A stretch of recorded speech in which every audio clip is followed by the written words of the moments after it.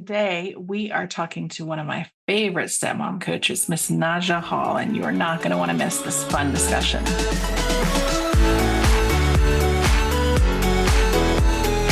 I'm Cameron. I spent years building my career and creating a life I loved. And when my Prince Charming finally showed up, he had 4 kids in tow. Fast forward through lots of mistakes made and lessons learned, step family life was much more complicated than I realized. If you're looking for help with blended family life, you're in the right place. Welcome to the Stepmom Diaries, where we keep it real as we dish about all the things.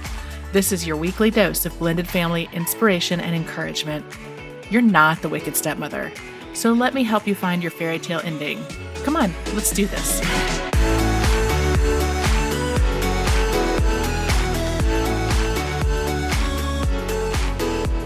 Welcome. Today, we are talking to one of my favorite stepmom coaches and just favorite all-around person, Miss Naja Hall. Naja was back with us in episode 33, and she just always has so much wisdom, and I have so enjoyed getting to know her over the years. We have known each other in the stepmom community for a long time, but we got to actually get together in person earlier in the year in New York City and where she lives, and we just had the best time. If you don't know Naja, I'll tell you a little bit about her. She was born and raised in Memphis, Tennessee, and has called Harlem, New York City home since 2007. Naja is the founder of the largest blended family community for millennials, Blended and Black. She also runs VIPstepmom.com, a community for stepmothers. As a certified coach and educator, she understands that the family is the most influential entity of human development, and her work centers around helping individuals, couples, and families navigate some of life's toughest transitions. As host of the popular podcast, I Know I'm Crazy with Naja Hall, and author of the Amazon bestseller Girl Bye book series, Naja's life work is to teach empathy, accountability, and emotional intelligence through the art of storytelling and genuine human connections. She is a stepmom of 3. You can find her at blendedandblack.com and VIPstepmom.com. I'll put all of her links in the show notes as well. I'm so excited, as I said, to have Naja here. So let's dive into the conversation. Naja, I'm so happy to have you back. This is so fun. Hey, Cam. We're like looking at each other, and she's about to say something. I'm about to talk over her. So no, it's okay. It's like I'm like, hey, Cam. We kind of did our intros and catching up off camera. So now it's like, okay, hey, Cam. Hey, everybody. Hey, Stepmom Diaries. Yeah. So Naja and I mentioned in the intro, Naja and I got to get together in person in New York a few months ago. We had so much fun. We had a blast. Did we not? So it could have gone on all day, actually. It should have. I know. We met up, and I think we could have ended up, and I may have been slightly overserved. And I mean slightly overserved myself, but we had so much fun. We did. It was good. I love meeting up with real life people, the influencers, people in the community that follow us and look to us as their goalposts. I use leaders in air quotes. We're the people that kind of make noise. So I love meeting up with other people that have built platforms. And we all have the same story, because all of us, I will say this, I've had some really good experiences because I also don't play bullshit, but I've had some really good experiences because I demand good people and I'm intentional about making sure that I connect with the people with good energy. So, and you were immediately one of those, even before we met in real life, just when we were connecting online. I know. No, it was so fun. I mean, you meet people sometimes and you just are like, it's like you've known each other forever and you just kind of chit chat. And you Exactly. Meeting in real life. You're like, oh, it's a formality because I already know what you did yesterday. Like I see your stories. Like I know everything that's going on in your life. Well, so tell me how things are. I mean, I know the last time you were on, we talked a lot about high conflict stuff and, kind of advice for newer stepmoms, but you've been a stepmom now for a while. Yeah. What are the things that have changed for you? Okay. So one thing I can say, I can give a piece of general advice and then I can talk about some personal stuff. So personally speaking, the thing that changed for me, the most important thing that changed for me, is kind of a shocker of I stopped giving such a you know what. Emotions are not as intense anymore. My expectations are mitigated to the point to where I know everybody's behavior is so predictable at this point that I'm not shocked. I am not in a position to be hurt or disappointed anymore because I've managed my expectations. And it's just like I don't get really bent out of shape. I mean, of course I still have the normal stepmom anxieties, but these are future focused things like, okay, what about finances, paying for college, what about our own retirement? So at first, when the kids are younger, you think about their everyday life. You think about their grooming, their growing up. You're probably doing a whole bunch more. And you guys, if you have not heard of me or what I do, I really focus on chaotic mothers, toxic mothers, and the chaotic part of blended families. So if you have like this happy-go-lucky Hallmark card story where all y'all are taking Christmas cards together, I ain't the girl that you're going to come to because you don't need my help. I'm helping the people. Are probably not listening to this podcast. I don't think they're listening. I don't think this is not their ministry. They don't need us. If you don't need us, then how does it feel to be God's favorite? But for the rest of us, we are in this thing, So I would say I just don't care like I used to. Not saying I don't care about humans or individuals or their development, but the things that I used to twist and toil and get my titties in a twist over, they've dissipated. Now I get to focus on. Yes. And if you manage your anxieties and your fears early on, which is something that I just did not know how to do. I didn't have anybody to tell me how to do it. Because, we want to come in and control. We want to, stepmoms, y'all know we do. We want to come in and kind of take control. We want to give advice. We want to give some fixes. In this ready-made family that we have walked into, we see things that they're doing wrong because we have a different perspective and we want our opinions to be respected and accepted. And when they're not, that's an ego blow. So being a stepmom has been one of the biggest challenges, tests to my own ego. And so I just learned to get that in check too. So it just makes me just so much happier. I feel like you can go into it and be like a pretty confident person. And I mean, like I went in and I was like a confident businesswoman, had a successful career. And then within a year, I was like, crazy town. I'm the worst and I can't do any of this. And like, I mean, it just sort of. Yeah. But I think the longer, I mean, I definitely have noticed a difference because y'all have been married. I think y'all are kind of around. We just celebrated 8 years. You guys too, right? We're 7.5. Yeah. Okay. So we're about the same. But yeah, I feel like the further in you get, the easier it gets, but not necessarily because the dynamics go away, but more because like you have more control over your emotions and how you're feeling. Yes. You change. And notice I did not say, there's still some people that are in my atmosphere. They don't have direct access to me, but I know I can smell the stench still out there sometimes. I never said they were not in crazy town, but I just put distance between me and that. And that's changed. When people can't affect you every day directly, whether their children are in your home or not, it's a different kind of power that you're taking back. It really is. And I always use the example of like the nasty emails stopped bothering me. Yeah. Oh, like now, if there's one that comes in to my husband, and first of all, I'm not on them anymore, which was a game changer. And I didn't even ask to be taken off. It was just it was, I think, initially done to sort of get at me. And I was like, oh, this is actually really nice. Like, I don't want to do this, Thank you. Thank you so much. Anytime a nasty email comes in, if he shows it to me, I'm now able, I call it my what a bitch moment, because I'm now able to like look at it and be like, oh, what a bitch. I'm not going to worry about it. Oh, you're right. You're like, yikes. I could not have done that, the first year. It would have twisted me up for days, Throwing you off balance, made you angry, caused problems in your own relationship. Absolutely. And now you're like, yikes, what type of mental state do you have to be in to fly off and send an email like this? Like, yikes, I'm glad I'm not you. Like, no, that's what I think totally. Now. Better her than me. Like, What have you noticed a difference too in like your relationship with Tony?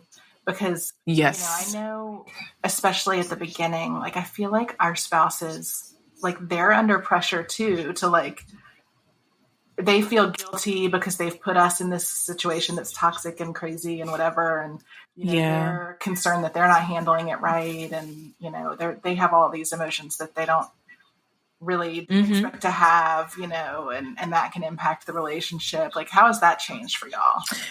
It's changed the game immensely. One thing I tell my clients is, I'll find, especially with the new stepmoms or ones that have not been able to learn how to manage their own emotions and take responsibility for them, is you have to treat this like a business, like a bad business that you have with somebody.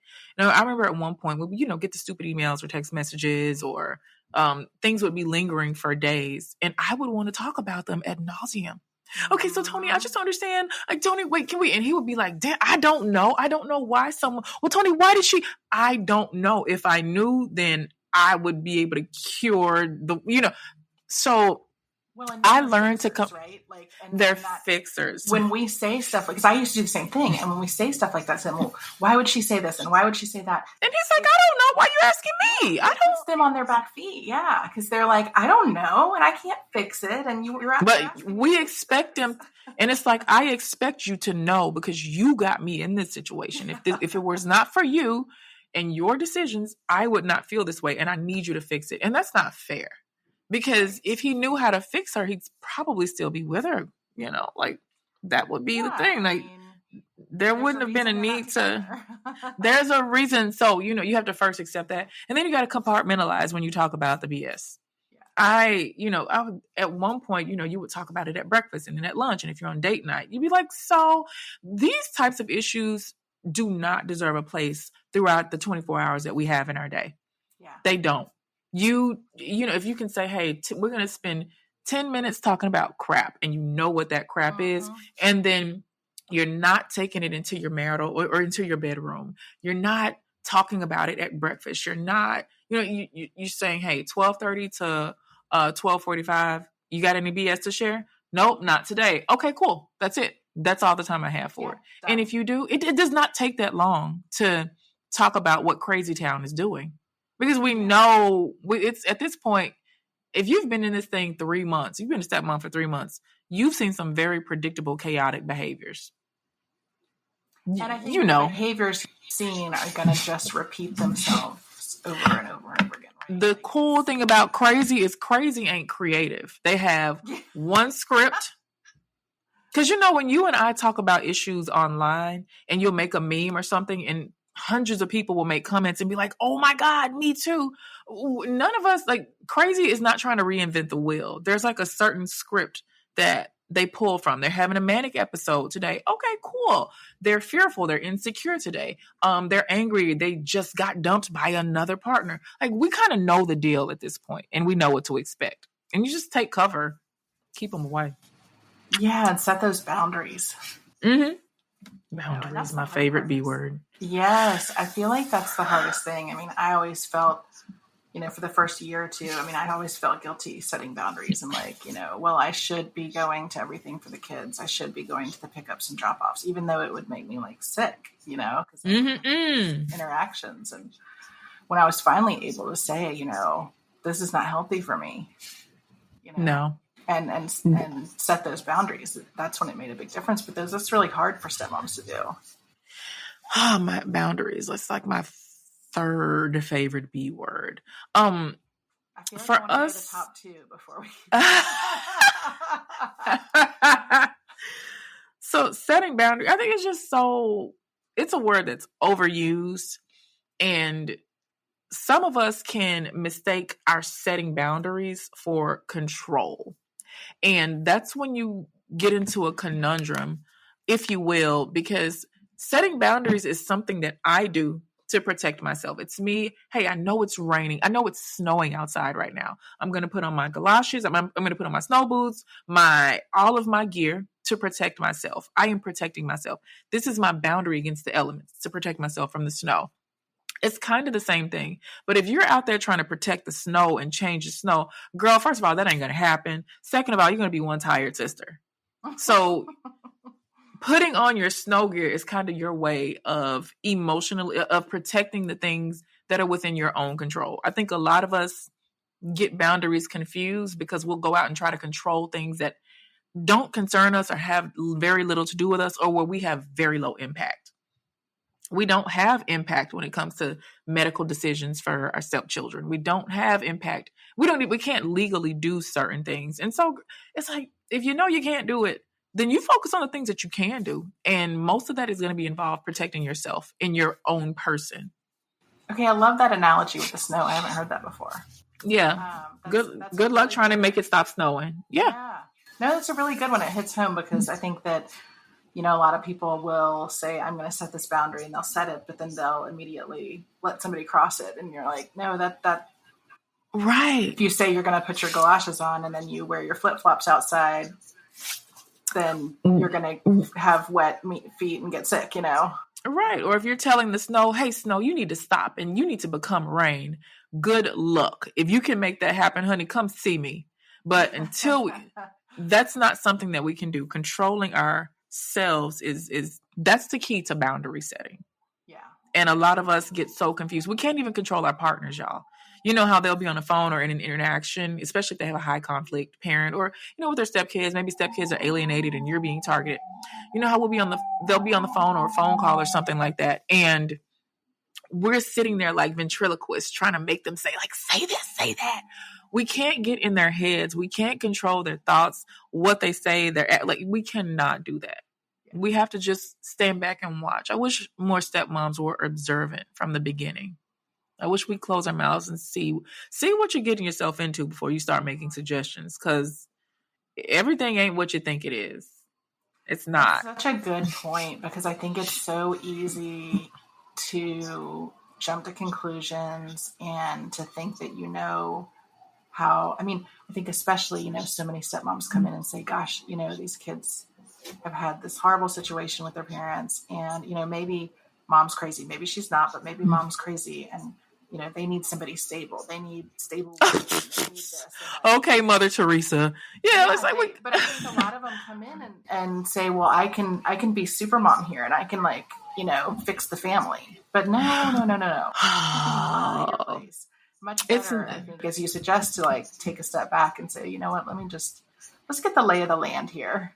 Let me sit back and observe. Let me see why BioMom is so frustrated when it's pick up and drop off time. Oh, you didn't know that your partner shows up 20 minutes late because he stops to go fill up his tank and get some ice cream. Oh, you didn't know that. So she looks like a screaming banshee because she has somewhere to be, and he's strolling in late, looking like superhero dad with angry mom.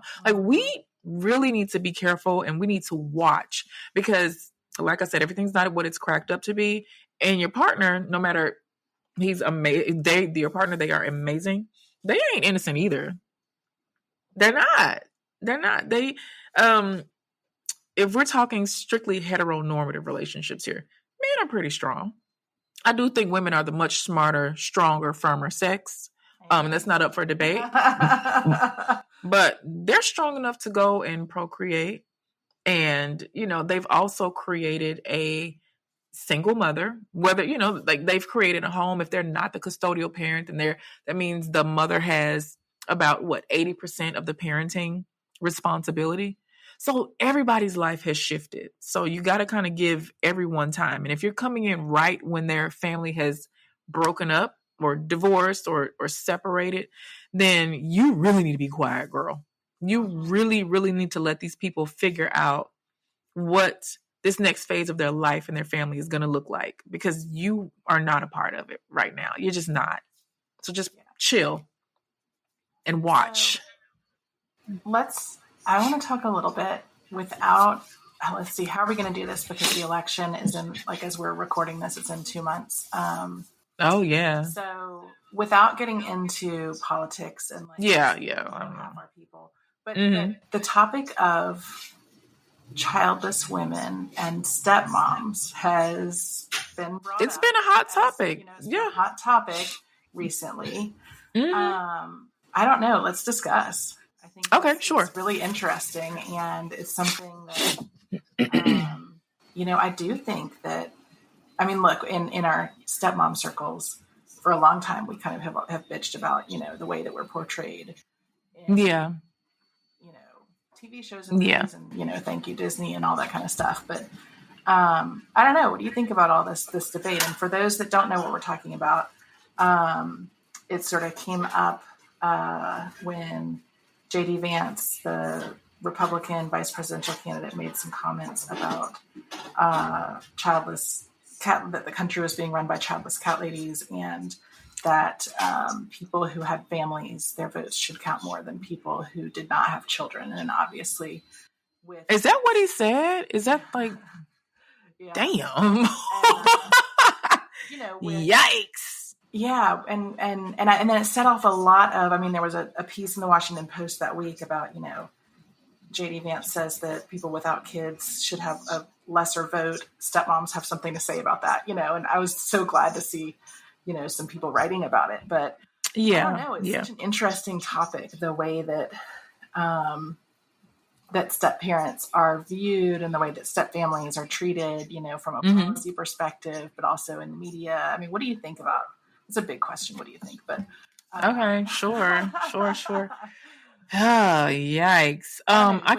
When you see this kind of stuff, like, what is it? It fires me up, but I don't give a I just don't care about what that guy said. When I look at if we get our titties in a twist every time someone says something that this is a complete stranger who will, have access, if he's elected into office, he'd be next in line for president, So I feel like it's obviously dangerous for someone to have that type of thinking and to say that. However, what does that have to do with the price of tea in China for Miss Naja or Cam right now? Like, we're both child-free women. We're both stepmothers. So, when you hear, and just to be, the current first lady is also a stepmother. Her husband has been married 3 times. So she's a stepmother of quite a few families over. So, so I do want to just show respect. Like she's not the first stepmom in the White House. Jill Biden is also were you going to say something? I was just going to say that I think you're talking about Melania Trump. Yeah. The last first lady, the current first lady, Jill Biden is also. I mean, right. Oh my God. Wow. Okay, guys, this is 2024, by the way. Like, I don't know. So, and it feels like we're back in time, but. And the current first lady is also a stepmother, and she was, custodial, and she raised her stepchild because the biological mother was killed in a car wreck when the baby was young, when their child was young. So but now that we have a presidential candidate that is, in going for the highest office in the land, and she has like the picture perfect. Like, I couldn't write a better story for stepmoms, and I could not have written it. I mean, for goodness sake, her husband's ex-wife didn't she like run her campaign, or she had something pivotal to do with, and she actually spoke out after these remarks. And so both Kamala Harris's stepdaughter Ella, and the mom spoke out and said, look, we love, and Ella, she's been an intricate part of our family. Like, she said that. Yeah. Ella had a cute response about, Mamala, but the ex-wife said, look, we co-parent together, and she's wonderful, and she's the third parent of these kids. Yeah. I mean, of course, I think even when things are good, they can be complicated, but absolutely, from the outside, it looks super functioning. You know what? They know how to paint a very pretty picture, and that is exactly what we need. And we know that things have not always been great between those people, just because, number one, we're humans. We have 2 different households, different ways of thinking, but this looks like some very healthy adults also. I could see it doesn't sound like and I don't know the details of the divorce, but I did go and look, because I was like, how are they so cool? I think, number one, you have to have mentally stable divorcees, parents. That's number one. Yeah. And then the divorce probably could not have been high conflict, meaning it didn't end because of infidelity, or there's been some major levels of forgiveness for whatever happened. So that's the first thing. I was like, Kamala looks like she came into a pretty stable situation with 2 mentally healthy parents. Yeah, whatever the reason for the divorce was, they had gotten past it. They got whatever it was, which I went and looked and it's sealed. They did, because I was like, oh, what's the tea here? This is like, but whatever it is, they got past it. And Mrs. Doug's ex-wife, she literally was a pivotal part in Kamala getting elected. Yeah. In her campaign. So for all the roles that she served, so I was like, okay, these girls have managed to become friends. I personally love that example because it shows us all that women, we don't have to be catty. We don't have to fight.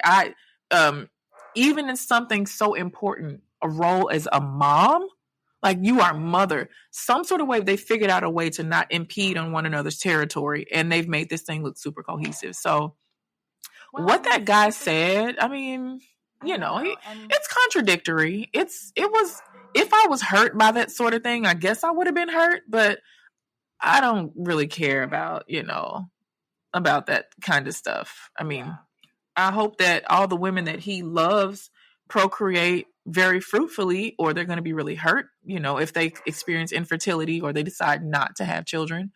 They're going to be really hurt because they're going to know Granddad JD thought that I was worthless because my uterus didn't uteri. My uterus didn't yeet. Like, okay. Yeah. No, it's interesting to me. I mean, it's, if elected, she will be the first stepmom, not in the White House. Yeah, right. The first stepmom president. But interestingly, did you know? She'll be like, she will not be the first step-parent president. We've had Who else? 5 stepdad presidents, including who? George Washington. The first one? The first president. Honey, he had so many kids. Now, he had black kids. Had thinking about Thomas Jefferson. I'm talking about George Washington. I just watched one of his. Oh, did you know he was a redhead naturally? I did not know that. Yeah. So I had to go and do my research because before I support anybody, I'm like, how many slaves did you own? Were they my family members? And do you owe me money? So that's all of that. That's part of American history for me and someone that looks like me.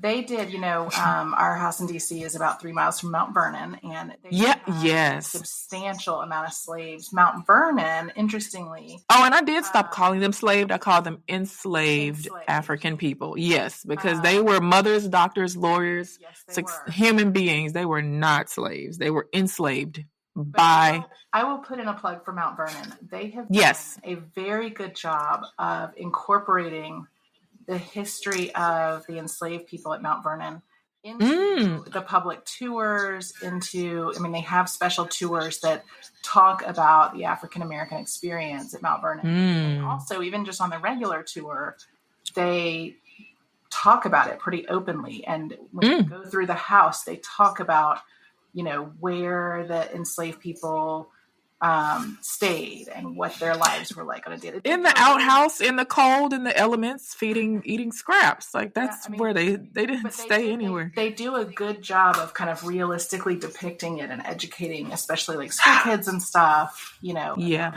That's one of my regrets as a young child. That's one of the things that I wish my parents would not have let me experience, is going to places like that as a kid. That was so traumatizing, seeing people that look like me, like basically like a cattle. And then I would go to the museum and I would see people that look like you.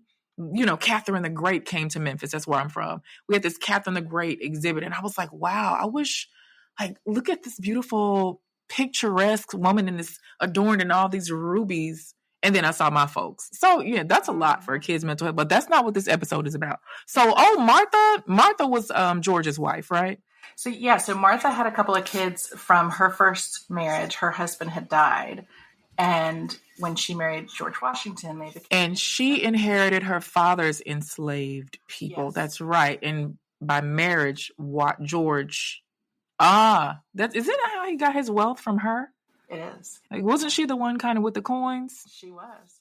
She did not have to marry him, but good she did, though, because now she became first lady. How many kids did she have? I think just 2, but I could be wrong about that. You see how crazy that is? Do you see how crazy that is, though? The first family of the Americas, the first family was a blended family. In some sort of way, we have still been made to subscribe to this heteronormative, I'm sorry, traditional family system. And it's like, that is pretty a psycho. That's really crazy. And, the way that's. I also feel like it would have been maybe told in a different way if it had been a stepmom. And I don't want to make it like a misogynistic thing, but I also think that stepmoms are treated pretty differently than stepdads are, right? Oh my God. We are treated like, because you got to look at why we're treated the way we are. Because if we look at motherhood and what it represents societally, globally, I don't care what edge of the earth or the corner of the earth that you occupy, motherhood is akin to patron sainthood. That is a territory that you dare not impede upon. And us as women, we are impeding upon someone else's experience at motherhood. And we have the nerve to even put it in our name that we've been called. So we look like invaders. Even if you didn't break up the marriage, honey, you're considered the mistress. You're the hot mess that's confusing this man as if men don't have the control and power. And stepdads, y'all get to be the rescuers. You save this struggling single mom from, like, what a great guy. Yeah. He swooped in and he took care of those kids, and he took care of them. But you know who I blame for that? You want to know who I blame for how we're looked at as stepmoms? I blame men.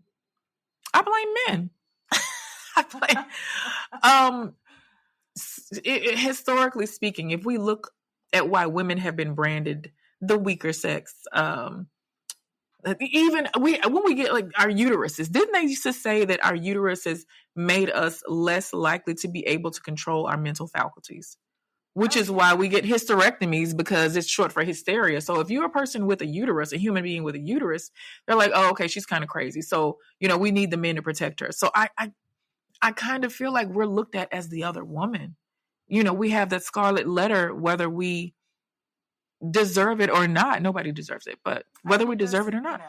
I don't want to put it all on the patriarchy, but I think it does really harken back to the patriarchy and the fact that, why have we not had a woman president? Same thing, women are too hysterical, what was the joke? Like, and men have done a bang up job. Once a month she's going to nuke somebody, and just all this ridiculousness.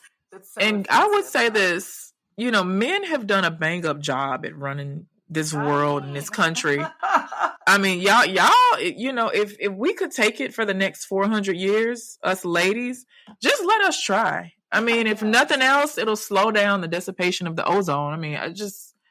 Because guys have done a bang up job. Like, thanks, guys. We'll take it from here. If we can.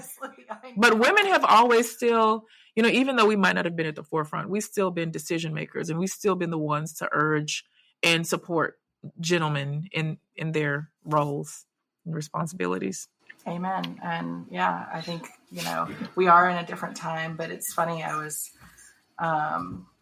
talking, my in-laws are here, and we were talking about how different things were for women and for minorities when they were growing up.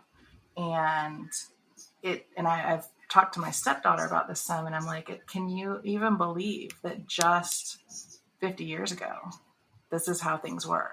Like 50 years ago, women couldn't get credit cards. 50 years ago, you had, well, I guess it's been more than 50. I'm trying to think, since my parents were in college, when they had just started integration. It's amazing that 1956, in less than a generation, and, I talked to my stepdaughter about some of this stuff, and she's like, God, I can't even imagine. I was like, yeah, when I was in college, everyone thought that, like, you go to college and then you get married and then you have kids and, maybe you have a career, but like, that's, and it's just not like that now. It's changed. The evolution is wonderful. So we'll keep evolving. And I'm so excited to see what this next phase of decision makers and young people, what change they push us toward. I'm so excited to see. Oh, they are. They're unapologetic with it. They're putting some stuff on its underbelly that maybe future past generations may have avoided or evaded. And they're calling folks out. They're making us tell them what to call them. And we are doing it, and we are falling in line. And I love that for them and for us. Brat, among other things. Oh my God. Anyway. So yeah, as far as all kinds of new vocabulary from my stepmom. I know. Oh my God. I'm like, I don't know what any of this stuff means. Yeah. On my Instagram, I put a key. I was like, hey, all of us older millennials and beyond, I was like, here's what the new acronyms mean. Because we need to understand this. We don't. They have their own language. So yeah, I try to avoid politics because it does alienate a part of our audience if they see that you don't agree. And we take so personally political choices, which is why that's something that I choose to keep personally. I mean, I don't like what patriarchy has done. There's some issues that I'm just unapologetic about, but ultimately I do kind of stay away from certain political things. And this is election year is coming up. Yeah, this is actually, I think, the most I've talked about politics on this podcast. Which is interesting since I worked in it for so long. And listen to you from it too. Staying away from it. Really loaded, but I also think that certain things can come to the forefront of political discourse that impact the community, and I think it's just interesting to. I think it's really cool that the topic of I think it's really cool that this topic is something that is at the forefront, no matter what side of the pole you sit on. Absolutely. There's a current stepmother that is your first lady. The previous first lady was a stepmom. Yeah. One of the candidates currently for president is a stepmom. So we are not going anywhere. We are the norm. Look at it. The three women of prominent power, no matter if you like them or love them or not, they're kind of the norm and they represent us. And I do think that's pretty cool. Yes. Yeah. I think that is wonderful because I think that, I don't know about you, but when I was growing up, my parents were divorced and I always felt like I didn't really know many people whose parents were divorced. I always felt people like, oh, poor you were different. Parents are divorced, and now I think it's, hey, so-and-so's got, a blended family and a dad over here and a mom over here, or two dads here and a mom over here, whatever, but I think it's nice to normalize that for kids. It is. I remember I was telling my husband, my parents are still married. I think they just celebrated 47 years. Tony's parents are still married. And so we both grew up seeing this norm of just traditional families. All my aunties, uncles, like everybody's married in my family. And so I never imagined that I would be adjacent to what divorce looks like. And because I'm living with my husband, who is a divorced person, I recall being little, and one of my greatest fears when I was a kid was that my mom and dad would divorce. That was a nightmare because I would hear them, they didn't get along all the time. I would hear them argue and fuss, and I'm like, oh my God, are they going to break up? Like, I remember, and just to think that my stepchildren, that's their reality.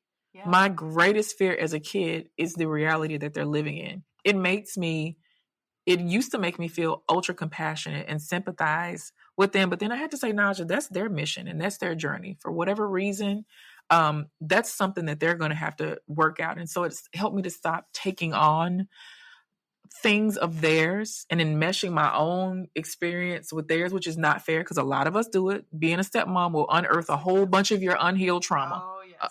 A lot of us are working out our own unhealed trauma by watching these kids be traumatized or trying to insert ourselves in their stuff. Girl, go find your own therapist or your own coach and work your stuff out. Don't enmesh your experience with your stepkids. But in the beginning, I would be like, oh my God, it must be so awful for them. But I was like, these kids need to be treated like normal. How old were you when your parents divorced? I was 8. Do you have any memories of them together? I do. Not many. I mean, but a few. Yeah. But were they able to? It was really high conflict. It was pretty bad, which gives me a good sympathy for my stepkids now. I mean, I think I have been able to kind of understand what feeling, but yeah, no, it was not fun. I just I started back doing like YouTube content, and yeah, you can't really see from back here, but I rebuilt my studio and stuff like that. And in the latest video that I did, I was talking about what happens, because your stepdaughter is 19, so is mine. And I've been around since she was 8 years old now. And so I've watched sometimes from the sidelines, sometimes from way, way, way far distance, and sometimes up close. I've had all these different perspectives. And, when they grow up, it's something different. And when they're alienated, or when they have a high conflict mother, your relationship with them sometimes can be predicated on what mom has allowed. And a lot of times I'll find that there's like a healthy, you just detach from your stepkid, and your stepkid detaches from you, because it's just too much drama for you guys to be connected. But how have you managed to, through minimal conflict or whatever, how have you managed to still stay close, or at least have some semblance of a rapport? Yeah, I mean, for us, it's and I know this is not my podcast, but I really do want an answer to this. Turn the tables. No, it's not my show. It is not my show, but I'm really curious. No, I love it. Yeah, no, it's interesting because we have a complicated. I have 4 stepkids, and we have a complicated relationship with 2 of them. Yeah, and I think with 2 of them, I have stayed very close. And the other 2 less so, but I am hopeful that as they age and, begin their lives as young adults, that they will be able to reflect and maybe talk to somebody and kind of work through some of the challenges. And I know that, I think Craig and I both can say pretty confidently that we have done everything in our power to be a positive influence and to, do what we can to improve those relationships. But it's difficult, and it's it's interesting as a step family coach that people are like, well, then wait, don't you have 2 kids that you've got this challenging thing with? And I mean, it's nobody has got it 100% right, and you as a step parent can do everything, big air quotes, the right way, big air quotes, the right way, and still not get the outcome you want. But then you have to learn to be at peace with what you have done and the efforts you have made and your spouse has made.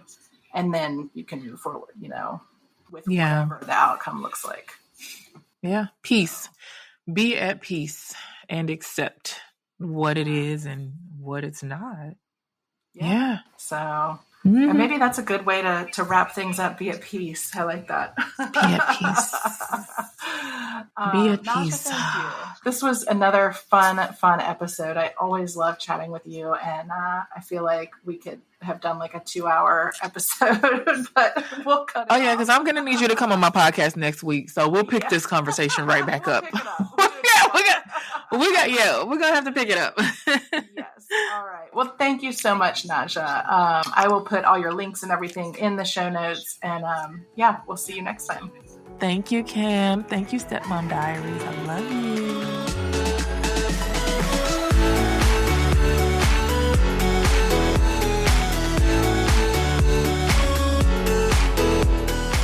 That's it for this week. If you've enjoyed our chat, I hope you'll help spread the word. Share this episode with friends, and head on over to wherever you listen to podcasts and leave me a review. And don't forget, for more great stepmom content, head on over to thiscustomlife.com and follow me on social media. Just search This Custom Life on Facebook, Instagram, Twitter, and Pinterest. Until next time, you keep being you and know that we are in this together. See you here next week.